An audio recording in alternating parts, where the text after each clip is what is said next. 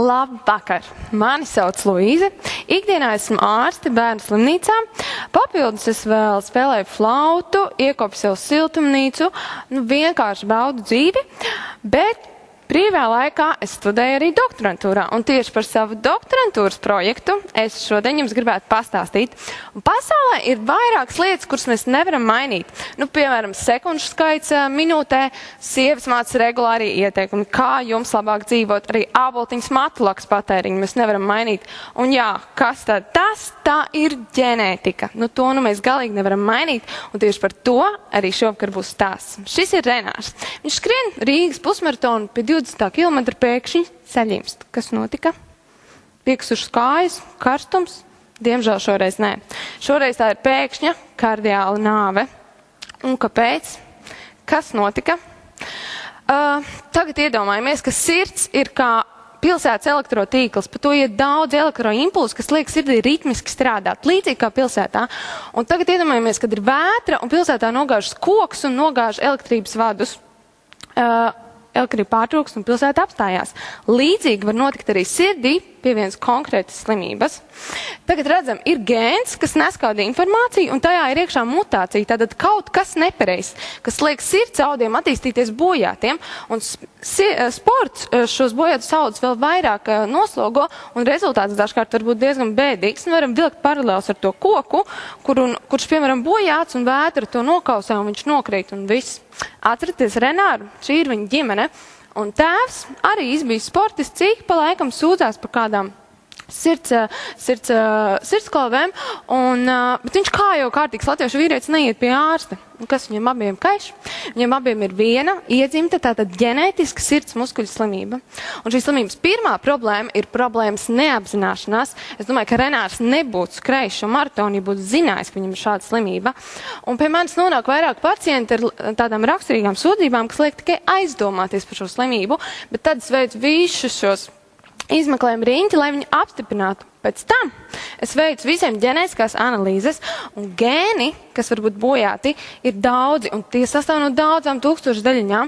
Iedomājamies koku aleju no Rīgas līdz Ventspilī. Daudz koku. Un kādā no šiem kokiem var būt, piemēram, puve, tad ej un atrodi, kurš no viņiem ir vainīgs.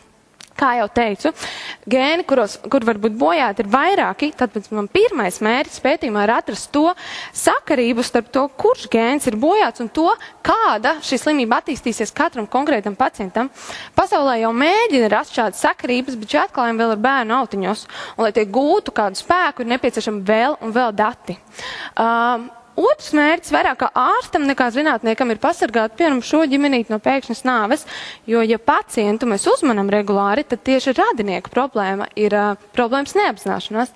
Tādēļ, ja mēs atrodam kādu mutāciju pacientam, meklējam to arī visiem viņa radiem un tālāk izmeklējam. Un lūk, viens piemērs no mana pētījuma, mans viens pacients, kuram atrada šo ļauno mutāciju, viņam ir 9 gadus vecs dēls. Ko mēs ar viņu darīsim? Pagaidīsim, kamēr izaugs? Nē, mēs viņu izmeklēsim un turpmāk rekomendēsim izvairīties no intensīva sporta. Vispār šiem pacientiem nākotnē vienīgais atļautās aktivitātes ir staigāšana, golfs un seks. Pasaulē atšķirās dati no tā, kurš gēns ir bojāts. Piemēram, tas, kas ir biežākais Amerikā, vispār nav sastopams Spānijā. Un jūs droši vien gribētu zināt, kā tad ir pie mums? Neviens nezina, tāpēc, ka neviens vēl šo lietu Latvijā nav pētījis. Un meklēt šīs mutācijas ir kā meklēt adatu sienu kaudzē. Tas ir laikietilpīgi un arī dārgi. Un es latviešiem vēlētos ietaupīt gan laiku, gan naudu, atrodot tos gēnus, kas tieši mūsu populācijā ir skarti visvairāk, lai tieši tos varētu izmeklēt pirmos, nevis vienkārši ņemt visu pēc kārtas. Un kur es esmu šobrīd? Šobrīd es skāpnēm aptuveni pa vidu, jo šo slimību ir diezgan grūti pierādīt un atklāt. Tāpēc man ir nepieciešams vēl laiks, lai savāktu pietiekami daudz pacientus, lai šīs sakarības būtu statistiski ticamas. Līdz šim esmu atklājusi vairākas mutācijas, gan tādas, kas ir tās ļaunās, kas ir pie visvainīgi, gan tādas, kas ir labās, gan manas jaunatklātās mutācijas, kuras līdz šim pasaulē vēl neviens nav pētījis, tāpēc to ļaunums man vēl būs jāpierāda. Un drīzumā grasošos datus publicēt, lai papildinātu tādu pasaules šīs slimības mutāciju datu bāze. Kā jau nopratāt, šī ir visai traka slimība, taču jābūt kādam risinājumam, vai ne? Un risinājums ir pirmkārt apzināties šo problēmu, otrkārt šo apziņu neignorēt un treškārt rīkoties. Tā kā ar plāksni ar vienu galā netiksim, tad risinājums ir profilaks. Pirms kaut kas slikts ir noticis, un tad, lai tas sliktais vairs neatkārtotos. Un sakot sliktais, es domāju, pēkšņas aritmijas, kas var beigties ar nāvi, un ja tā ir gadījies, un jūs palicis dzīves, apsveicu, bet otru tādu gan negaidiet, tad krūtīs var ielikt tādu aparātiņu, kurš pie šīs aritmijas sākšanās iedod tādu elektrošoku, un to es pasargāts. Pēc šī visa es lūdzu Dievu dēļ nevēlos, lai jūs tagad krītiet panikā un skrieniet visi taisīt sirds magnētisko rezonanci. Pēc šodienas es vēlos, lai jūs personīgi atcerieties vienu. To, ja jūs vēlaties nodarboties ar intensīvu sportu, lūdzu pārbaudiet sirds veselību. Un, ja ir kādi simptomi, neignorējiet tos. Daudziem mīļākais skats, ko skatīties, ir šis. Bet jūs jau noprotat, ka tas nav mans mīļākais skats. Mans ir šis.